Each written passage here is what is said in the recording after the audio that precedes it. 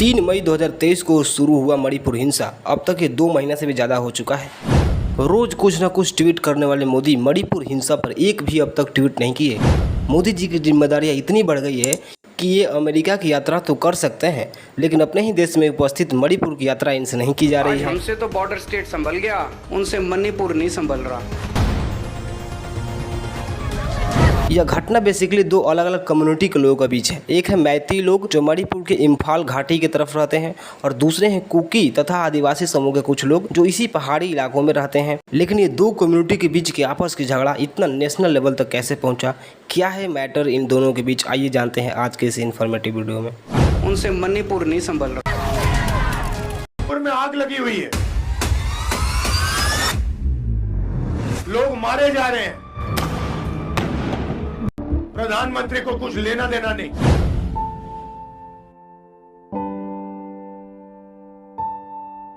भाइयों बहनों, ज्यादा से ज्यादा ये मेरा क्या कर लेंगे भाई? नहीं बताइए क्या कर लेंगे? अरे हम तो फकीर आदमी हैं, झोला लेके चल पड़ेंगे जी। मणिपुर पूर्वोत्तर भारत में एक पहाड़ी राज्य है जिसकी सीमा पूर्व और दक्षिण में म्यांमार से लगती है, और इसका सेंट्रल एरिया इम्फाल घाटी है जो इस राज्य का लगभग 10% भूमि क्षेत्र पर कब्जा करता है, जहां मुख्य रूप से मैतेई लोग रहते हैं। इसी के आसपास के पहाड़ियों में पहाड़ी जनजातियां भी निवास करती है जिन्हें कुकी कहा जाता है। 3 मई 2023 को मैती लोग और कुकी लोगों के बीच एक झड़प हो जाती है। ये झड़प होती है दोस्तों एक चीज़ को लेकर, सिर्फ ज़मीनी विवाद को लेकर। जो कुकी और आदिवासी लोग हैं, इन लोगों के लिए पहाड़ी क्षेत्र आरक्षित है क्योंकि शेड्यूल्ड ट्राइब का इन्हें दर्जा मिला हुआ है, अनुसूचित जनजाति का इन्हें दर्जा मिला हुआ है। मैती लोगों का कहना ये कि हमें भी अनुसूचित जनजाति का दर्जा दो ताकि हम भी इन पहाड़ी इलाकों में रह सकें, और जो विशेषाधिकार इन कुकी लोगों को मिला है हमें भी मिले। बस इतना ही सा विवाद है। धीरे धीरे विवाद इतना बढ़ता है कि भारतीय सेना ने कानून और व्यवस्था बहाल करने के लिए लगभग 10,000 सैनिकों और अर्धसैनिक बलों को भेजा। राज्य में इंटरनेट सेवाओं को 5 दिनों की अवधि के लिए बंद कर दिया गया। भारतीय दंड संहिता की धारा 144 लागू की गई, जिससे गैर कानूनी सभा या बड़ी सभा पर रोक लगा दी गई, जिससे शांति भंग होने की संभावना हो। अत्यधिक मामलों में कर्फ्यू लागू करने के लिए भारतीय सैनिकों को देखते ही गोली मारने का आदेश दे दिए गए। यहाँ से आगे बढ़ने से पहले दोस्तों मैं आपको मैती लोग और कुकी लोगों के बीच कुछ इंट्रोडक्शन दे देता हूँ। जो मैती लोग हैं वो बड़े पैमाने पर हिंदू हैं। इनकी आबादी 53% हिस्सा है पूरे आबादी का। मणिपुर के भूमि सुधार अधिनियम के अनुसार इन मैती लोगों को पहाड़ी क्षेत्रों में जाने से रोक दिया गया है। जा सकते हैं लेकिन बस नहीं सकते वहाँ पे, क्योंकि वो भूमि जो है वो आदिवासी लोगों के लिए आरक्षित है।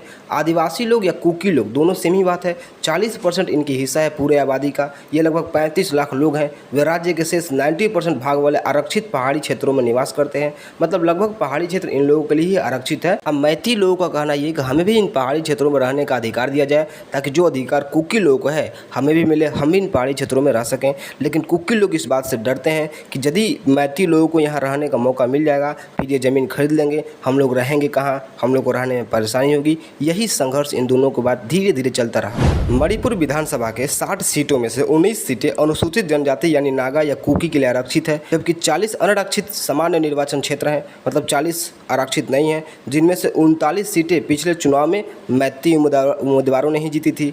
इस तरीके से सत्ता में भी मैती लोगों का ही वर्चस्व है। 2023 में मणिपुर में राज्य सरकार ने आरक्षित वन क्षेत्रों में इन बस्तियों से अवैध अप्रवासियों को हटाने का प्रयास शुरू किए, लेकिन जो यहाँ पर अवैध अप्रवासी हैं म्यांमार से आए हुए लोग, वो 1970 के दशक से ही रह रहे हैं। तो जनजातीय समूह का कहना ये कि अवैध अप्रवास सरकार का बहाना है।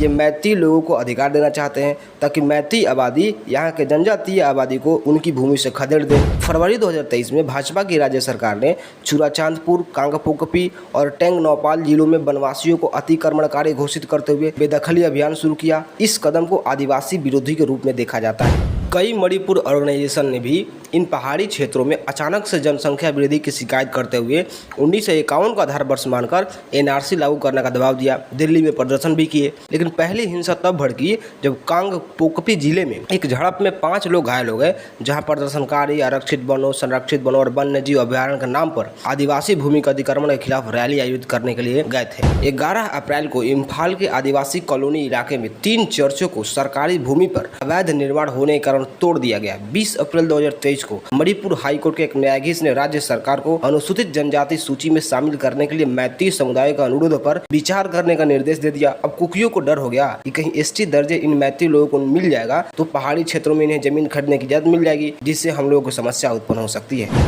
20 अप्रैल 2023 को मणिपुर उच्च न्यायालय के एक न्यायाधीश द्वारा दिए गए इस निर्देश के बाद दंगा बढ़ गया। मणिपुर के मुख्यमंत्री एन बीरेन सिंह 28 अप्रैल को चूड़ाचांदपुर का दौरा करने और एक ओपन जिम का उद्घाटन करने वाले थे। चूड़ाचांदपुर जो कि आदिवासी बहुल क्षेत्र है, उद्घाटन होने से पहले ही 27 अप्रैल को प्रदर्शनकारियों ने जिम को आग लगा दिया। 5 दिनों के लिए सीआरपीसी की धारा 144 लगानी पड़ गई। 28 अप्रैल को प्रदर्शनकारियों के साथ पुलिस की झड़प हुई। मणिपुर के 8 जिलों में कर्फ्यू लगा दिया गया। इसलिए दोस्तों मई के शुरुआत में हिंसा चरम सीमा पर पहुंच गई। 3 मई को हुए हिंसा के दौरान गैर आदिवासी इलाकों में ज्यादातर कुकी आदिवासी आबादी के आवास पर चर्चों पर हमला किया गया। इन्होंने आदिवासी एकजुटता मार्च निकाला जिसमें 60,000 से अधिक प्रदर्शनकारी मौजूद थे। पुलिस द्वारा भी इन आदिवासी इलाकों पर हमला किया गया। कई लोग इस जगह को छोड़कर चले गए, दूसरे जगह पर जाकर बस गए। इस हिंसा से सिर्फ आदिवासी नहीं बल्कि मैती लोग भी इस जगह को छोड़कर चले गए। करीब 1000 मैती लोग जाकर विष्णुपुर में शरण लिए। आप देख सकते हैं कि किस तरीके से एक छोटा सा विवाद इतने बड़े हिंसा में बदला। 4 मई को पुलिस द्वारा आंसू गैस के गोले दागने पड़े। कुकी विधायक बुंज जाक्टिन वाल्टे इन पर हमला किया गया।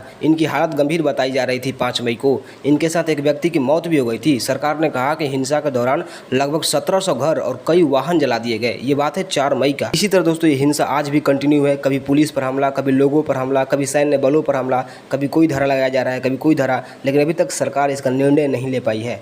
ये वीडियो आपको कैसा लगा नीचे कमेंट में जरूर लिखना और ऐसे इन्फॉर्मेटिव वीडियो के लिए नए हो तो सब्सक्राइब कर लेना। और पॉलिटिक्स पर आप और भी वीडियो देखना चाहते हैं इस पर क्लिक करके आप और भी वीडियो देख सकते हैं। धन्यवाद।